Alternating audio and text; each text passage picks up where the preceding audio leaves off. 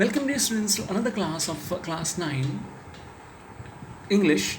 Today we'll start the lesson 6 My Childhood. As you know, this poem is about APJ Abdul Kalam, the late president and great scientist and philosopher of nuclear science technology. He guided India through the 21st century, and he became the 11th president in 2002. So here is from his autobiography in his Wings on Fire. He speaks of his childhood from his autobiography Wings of Fire. If you get a chance, read through this book of Abdul Kalam. It's written very nicely in a lucid manner, and it's worth reading. So we'll see in this poem the lesson wherein we will look into his autobiographical part, which is partly of of his own childhood days, which is written in this autobiography. So let's start with the first para. I was born into the middle class Tamil family in the island of Rameshwaram, erstwhile Madras state, where he was born. My father, Jalaluddin, had neither much formal education nor much wealth. Despite of this disadvantage, he possessed great innate wisdom and true generosity of spirit. So many people you've seen that children are God gifted. Some are trained very well by the parents, or sometimes the genetically they get from the parents the intelligence which they possess from, and therefore the natural benefit which they have, they get it. But it was not in the case of this Abdul Kalam, the great scientist and philosopher. He says that he did get his own, because his father was not a learned person. He himself imbibed this wisdom which he used at the knowledge. He had an ideal helpmate in my mother, Ashyamma. His mother was very helpful. I don't recall the exact number of people she fed every day, but this type of generosity, see, they were belonging to a little bit of rich background, and therefore whoever came to their house, Abdul Kalam recalls, I can not count how many people ate in my house during the day. They used to feed outsiders, ate as the members of our own family put together. So all we ate together, whatever number of people came during the day, my mother cooked food for them and we had them fed. I was one of many children, a short boy with rather undistinguished look. He was not very handsome, and looking. Some children are very cute and good looking. He was not one of that. Born to tall and handsome parents, he lived in our ancestral home, which was built in the middle of the 19th century. Very old home that was. It was fairly large pakka house. Pakka and kacha houses, you see, read. Made of limestone and brick on the mosque side in the Rameshwaram. So where he stays in father is avoid all the inessential comforts and luxuries. Austere life. Austere means, is seen as simple, strict and severe. So that type of life is austere living, not like luxury. Opposite of luxury life is austere. The austere living is inessential comforts and luxuries were avoided by his father. However, all necessities were provided for in terms of food, medicine and clothes. Basic needs were provided nicely in Kalam's house. In fact, you could say, I would say that was a very secure childhood, both materially and emotionally. Materially means whatever requirements of food and other material things like books for the school going, or or facilities in the house for studying and all that Abdul Kalam got was very good for him, and emotionally because his father and mother cared for him, and therefore he says that it was very nice. The Second World War broke, so in this period of his childhood, 1939, when I was 8 years old. For reasons I had never been able to understand, the sudden demand of tamarind seeds erupted in the market. Imli, tamarind seeds, I used to collect its seeds and sell them to a provision shop to Mosque Street. So that he used to sell, because though he was rich, if, he was generous. Not his father, my mother was generous and all these things. But maybe to while away his time during the war, he used to get this tamarind seeds. A day's collection would fetch me a princely sum of 1 anna. You know, anna, the smallest denomination of paisa. Paisa, then Anna, and then we get 4 Anna, 8 Anna. So that Anna was 1 Anna was a very small denomination after Paisa.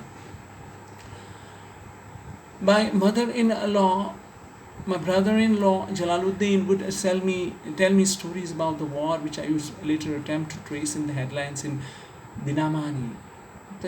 This stories which are told to him by his brother-in-law, he used to tell him, and therefore our area being isolated was completely unaffected by the war. Isolated, it was very far away from the local uh, public, and therefore it was not completely was completely unaffected. It didn't have an effect of the war at all. But soon India was forced to join the Allied forces, and something like a state of emergency was declared. As you know, emergency during the war is declared so that all the resources will be diverted to the war, because saving the motherland is more important than any other thing that has to be done.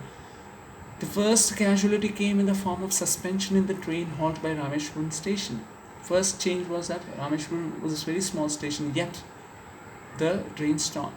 Suspension was given because it was very small. Earlier it was given the stoppage, but now it stopped. It didn't. The newspaper now had to be bundled and thrown out of the moving train on the Rameshwaram road between Rameshwaram and Dhanushkodi.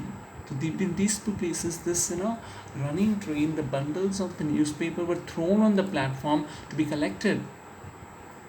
That forced my cousins Samsuddin, who distributed newspaper in Rameshwaram, to look for a helping hand to catch the bundles, and as if naturally I filled this slot.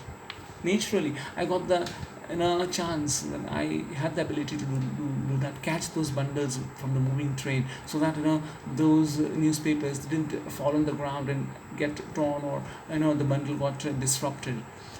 I filled this slot. Samsuddin helped me earn my first wages at that time, first money for labor that I did of collecting this bundles.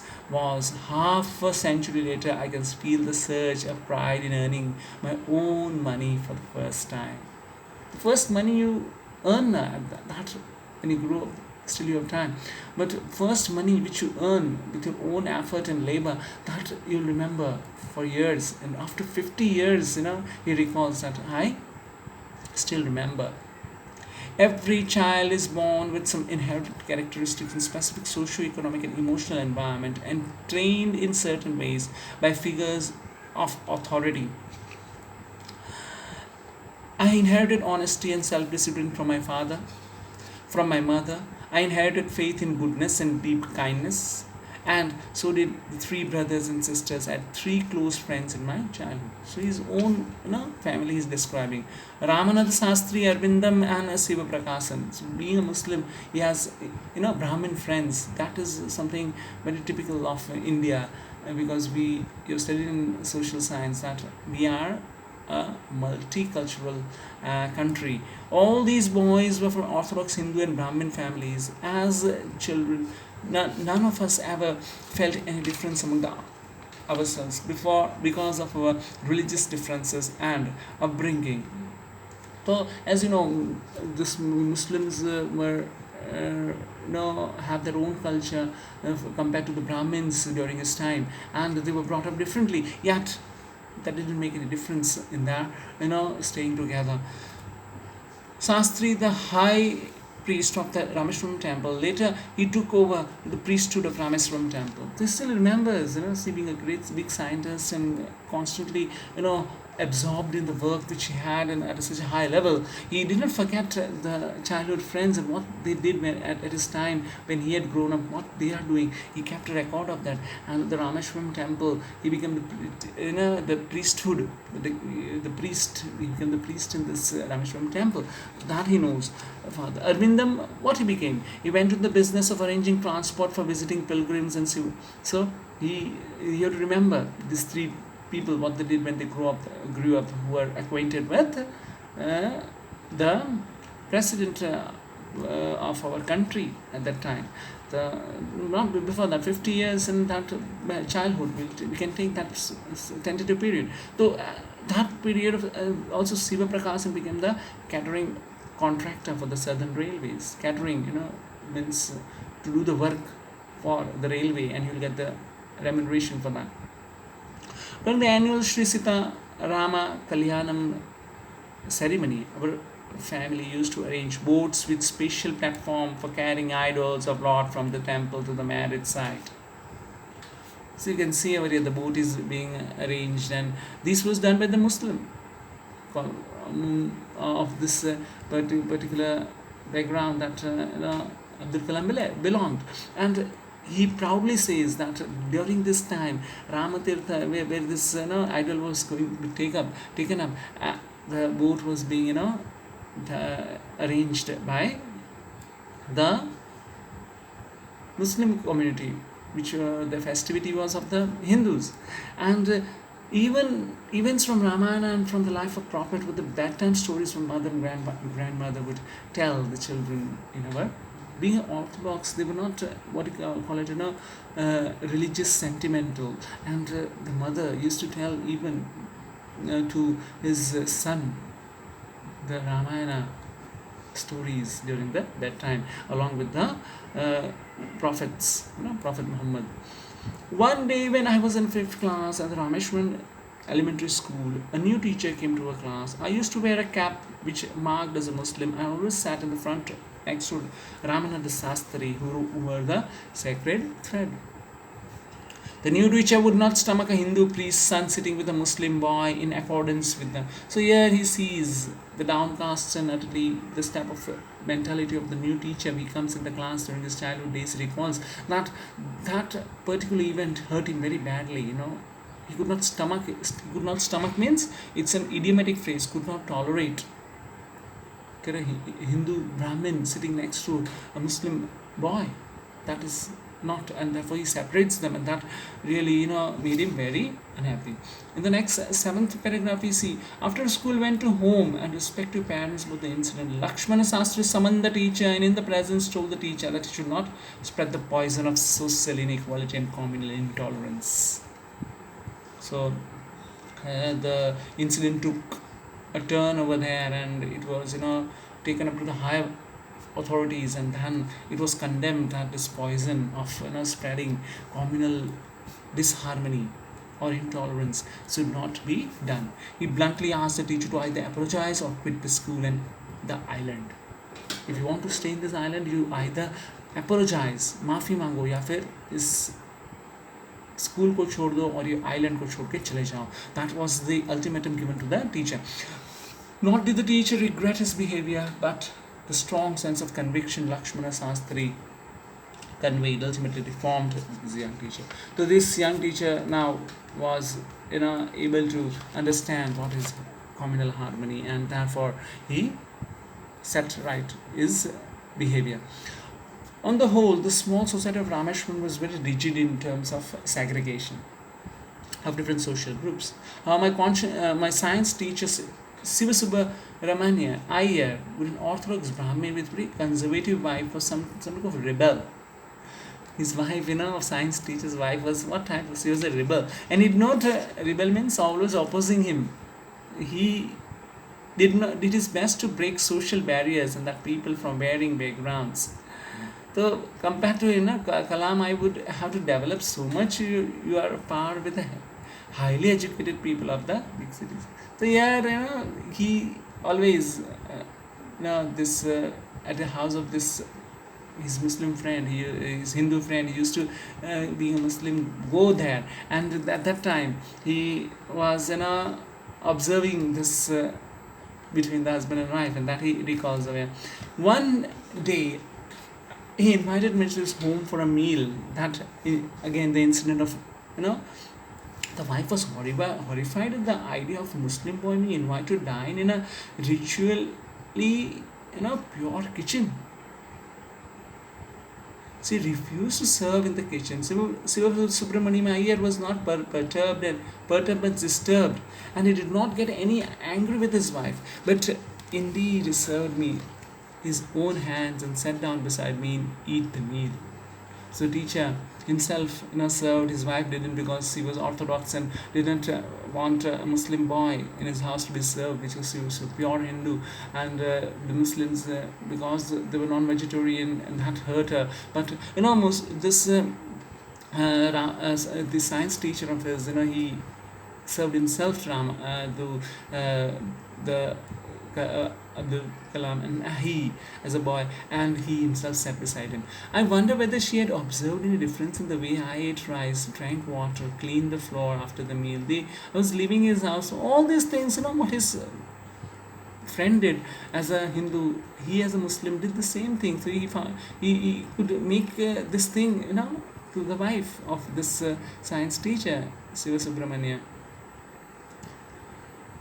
Once you decide to change the system, such problems have to be confronted. When I visited his house next week, Sivananda Iyer's wife took me beside her kitchen and served the food with her own hands. So, if a system is there, it is to be changed, then there will be this type of skirmishes and opposition. But in the same experience of in his autobiography, Kalam writes that the wife, which was of Orthodox nature, was also changed, and she, in the next time when he went to eat at the house of the science teacher at that time, she served, taking him into the kitchen. Then the Second World was over, and India's freedom was imminent. So as you know, after that, the period wherein declared Gandhiji, the whole country was filled with unprecedented optimism. So war ended and India needed freedom, and Gandhiji also was active at that time. Rameshwaram, the study of district headquarter in Raman. So he goes for further studies now. He told me as a thinking aloud, Abul, I know you have to go away to grow. His father. Does the seagull not fly across the sun alone and without a nest? You've seen in the first flight, footprints without feet, for the first time, the seagull, He quotes Khalil Gibran in his Assistant Mother. Your children are not your children. They are the sons and daughters of life's longing for itself. Mother are sentimental, and when they leave, these children leave the house. In those days, it was difficult to communicate. It was not like today's mobile phones that you can contact your far and near, and every nook and corner you can call or do video calling and get it. Here it was not there, and therefore once the child went away, mother was the greatest loser, and therefore it was explained that the sons and daughters of lives are longing for that. They want to be free. Let them. Don't be hesitant. The mother says, they come through you and not from you. Through you. Such a big philosophical line. A mother gives birth to the child. So comes through you and not from you. You are not the owner of that. You may give them your love, but not your thoughts, for they have their own thoughts. It is a very philosophical and practical explanation that this was told, and therefore this APJ Abdul Kalam's story way of childhood is from his autobiography, which is worth understanding as at a time when communal harmony in our country is of such a great importance. And at that time, Muslim boy, how he carves his niche and he is able to move into become one of the greatest eminent person, not only as a scientist but being a president and the winner of the Bharat Ratna, and all these great facilitations that were given to him were by India, shows our country as really multicultural, and the constitution says that we are all one. With this, you write the question answers of this in our fair book, And as I told you, you have to complete the fair book for internal marking. So please do it and complete the lesson. With this, see you in the next session.